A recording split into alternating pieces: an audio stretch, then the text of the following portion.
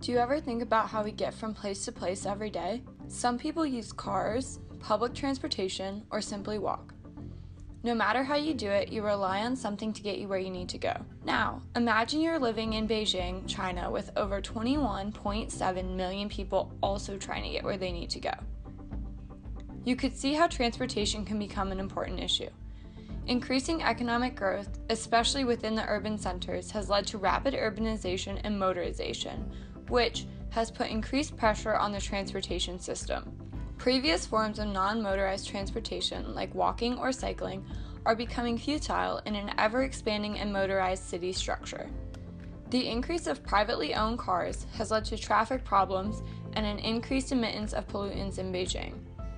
The environment, economy, and equity of sustainability all shape the urban transportation system.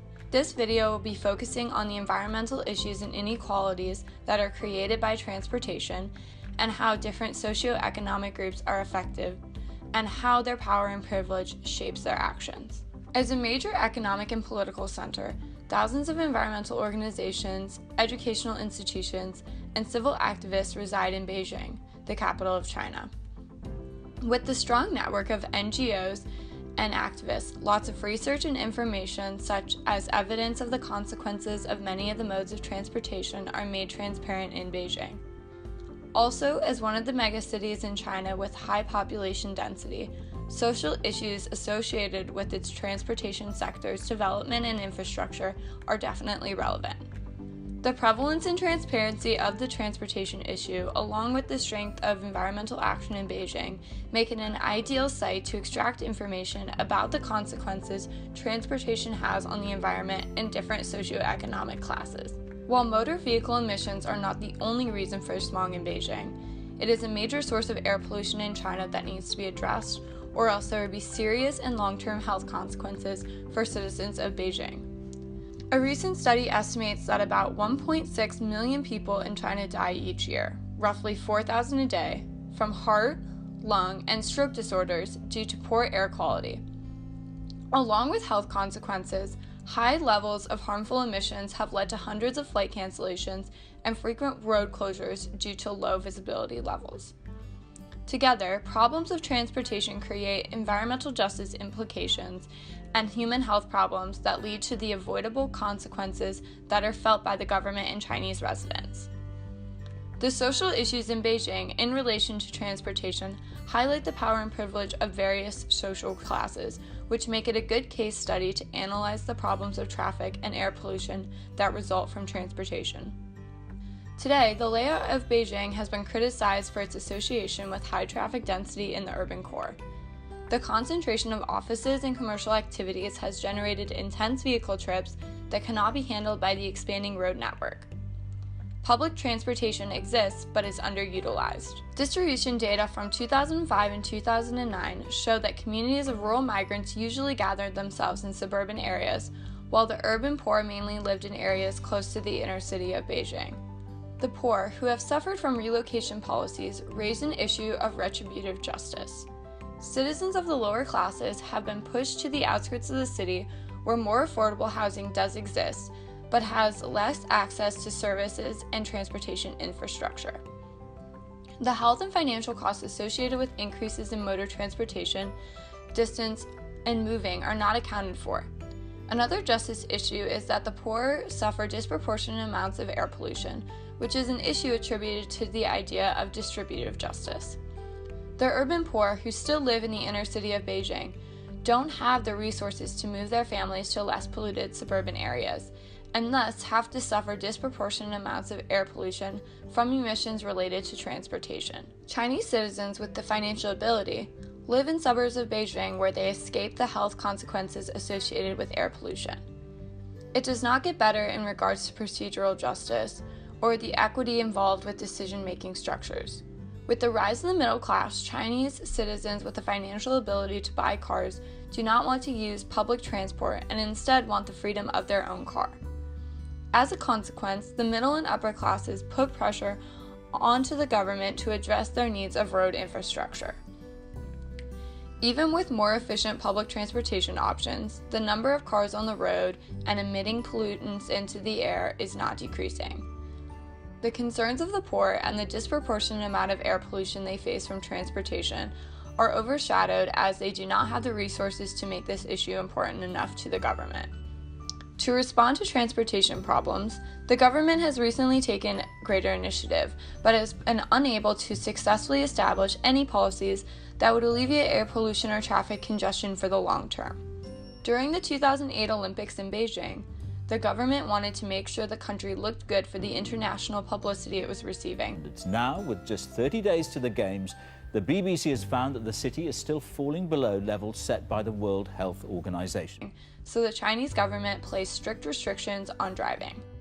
This policy temporarily decreased the number of cars on the streets and in turn cleaned the air and alleviated traffic congestion. But after the Olympics, the bans were lifted and the air quality and traffic congestion went back to normal. The Chinese government has the ability to make effective policies to decrease air pollution and traffic congestion, but it does not because these policies limit the freedom of the upper middle class to use cars as much as they would like. ENGOs in China attempt to bridge the gap between citizens and the government. One NGO that works in Beijing that is independent of the government is ICET, Innovation Center for Energy and Transportation. This group's goal is to provide expert advice to China's policymakers to produce successful environmental policy. They work with other ENGOs, the Chinese governments, private companies, and consumers to create successful transportation and pollution policies. They have a clean transportation transformation program that works with stakeholders to produce location-specific clean transportation reforms. ICET realizes that car ownership is connected to socioeconomic status and therefore targets the middle-upper class consumer with their policies. As previously mentioned, ENGOs work to educate as many citizens as possible about the problems of transportation within Beijing and what they can do to be a part of promoting policy change in Beijing. Although all citizens should be informed about problems of transportation within Beijing, wealthier citizens have greater power to create change.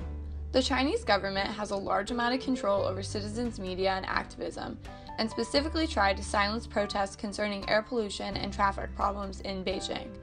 Because of this, the protesting by citizens of Beijing has been pushed to become creative. One example of this are the art activists, or artivists, that have been using unconventional ways to express their anger toward air pollution.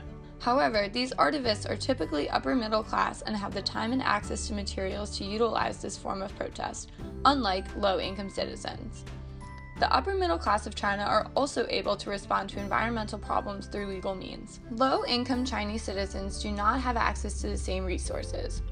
Rural migrants and low-income citizens looking for economic opportunities in the city have less access to transportation, are disproportionately affected by air pollution, and have limited ability to respond to the resulting injustices they experience. In the past, the government's relocation policy and residential costs have moved many low-income individuals, which typically consist of rural migrants, from Beijing's city center to the urban fringes, or remote locations that have scarce transportation infrastructure and services, making them invest more of their income into transportation. So although poorer citizens are more affected by transportation problems, they are currently unable to enact any real change and rely on the work of the government, ENGOs, and the upper middle classes. Throughout this video, there has been ample evidence to prove transportation within Beijing is defined by the divide between social groups and their ability to protect themselves and respond to air pollution. In order to promote change, the government must enact and enforce driving restrictions, increase transparency with their citizens, and work actively in conjunction with ENGOs attempting to create clean transportation policies. ENGOs must continue to connect with the upper middle class and the private companies that have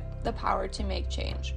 Unless change is made, citizens of Beijing with less power and privilege will continue to struggle with access to employment and services and continue to have serious health problems. However, transportation is not only a problem for people of low socioeconomic status, but all of Beijing's citizens will continue to experience insane levels of traffic congestion and health problems if it is not resolved.